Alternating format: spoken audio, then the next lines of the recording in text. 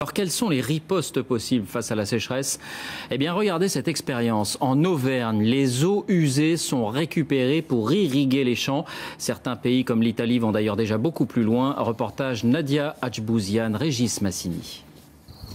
Des semaines sans pluie, mais des champs bien verts. Pour Christophe Cotier et Rémi Rivaton, ces deux agriculteurs de la région de Clermont-Ferrand, la sécheresse n'est plus un problème depuis 15 ans. Pour 5 000 € par an, ils ont de l'eau à profusion, irriguent tant qu'ils le veulent et voici le résultat. Vous vous apercevez qu'on a une levée très régulière, les plantes sont toutes de la même hauteur, au même stade, sur toute la parcelle, ce qui promet une bonne implantation de la culture et certainement un bon résultat à la sortie. Comme eux, 50 agriculteurs de la région arrosent depuis plus de 2 mois. Leur solution, les millions de mètres cubes d'eau usée des 300 000 habitants de Clermont-Ferrand. La ville arrose la campagne grâce à un système de recyclage unique en France. Les eaux des égouts se retrouvent dans cette station d'épuration. Eh bien ici, nous avons l'arrivée des eaux usées de la totalité de l'agglomération.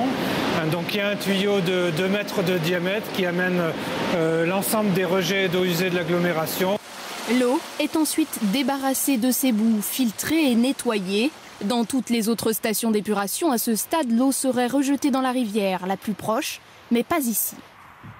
Ici, vous avez l'eau qui est donc propre à aller en irrigation.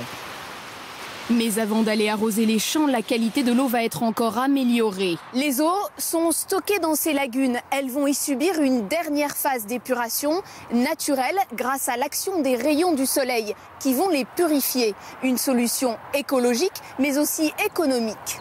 Seul investissement, cette petite station de pompage qui draine des milliers de mètres cubes d'eau chaque jour pour l'irrigation de 1500 hectares. Pas d'infrastructure lourde et coûteuse. Ces pompes servent à envoyer l'eau sous pression dans les 60 km de canalisation qui desservent les parcelles des adhérents agriculteurs. En Italie, ce système, on l'utilise déjà à une échelle industrielle. Une usine 10 fois plus grande. Tous les rejets de la ville de Milan, 1 million d'habitants, irriguent 20 000 hectares. Cela a sauvé la riziculture de la plaine du Pô des sécheresses. Cette eau n'est pas potable, mais après épuration et traitement UV, elle ne présenterait aucun risque sanitaire pour arroser les cultures. Ce sont des traitements qui visent à diminuer la charge en matière organique, la charge en éléments pathogènes et la charge en métaux lourds. Donc c'est une eau saine pour l'irrigation?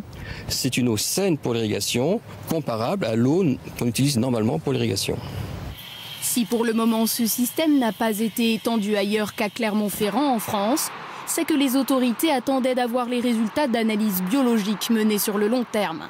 Une nouvelle réglementation européenne devrait permettre le développement de ce système, une ressource cruciale en temps de sécheresse.